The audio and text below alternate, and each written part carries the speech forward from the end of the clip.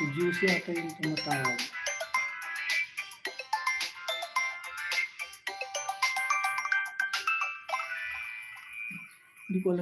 Hindi ko kasi kabisado yung number niya. Okay lang, idol. Dito na kasi nga pag ganitong sobrang init kanina, sobra. Kaya inagahan kong bumiyahe. Anong oras ako umalis doon? Alas 7. Habang naka-live si Ambassador Jim Murillo Vlogs.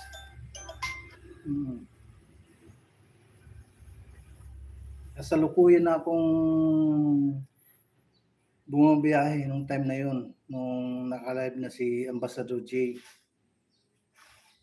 Sobrang init. Sabi ko ay muna ako. Bibiyahe na muna ako kasi pag hindi pa ako babiyahe, baka maabutan pa ng sobrang init.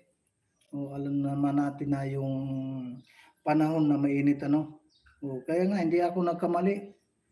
Nung bumabiyahe na ako ay sobrang init talaga. Mabuti na lamang maagang nakarating. Alas 9 eksakto na nakarating tayo dito sa sa landing pad. Sa Ligao, Albay. Dito naman tayo uli. At yun po yung ating yung mga na-scout din natin dito. Pero bago ang lahat dyan ay meron tayong mayroon tayong mga bagong upload ay bagong video at i-edit pa namin yan mamaya at para po mapanood din ng iba na yung mga nag-request na puntahan yung mag-ama si tatay ni Ira, yung tatay ni Ira, tapos yung si Gaisa. Pinuntahan namin at mayroon silang mga mga nasasabi doon. Mayroon.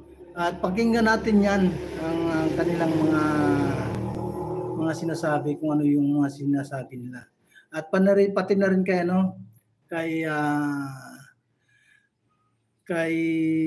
Nanay Trining, yan, pumunta rin tayo doon sa kanila.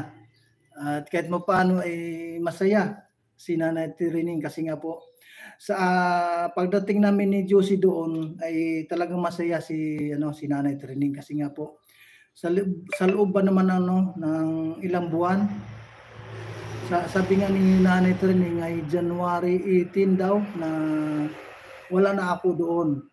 Hanggang ngayon, January, February, March, April, May. 4 na buwan. Hi, good morning kay The Fish Keeper. Magandang umaga po. Magandang umaga din kay The Fish Keeper. Magandang umaga sa iyo dyan. Shout out sa mga fish hunter.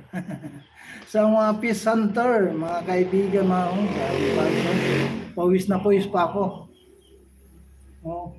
Maya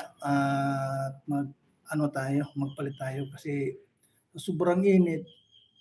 Mabuti na lamang na hindi tayo inabutan noon lang kasi nung nakarating na ako dito sa landing pad, papasok ko ay umulan.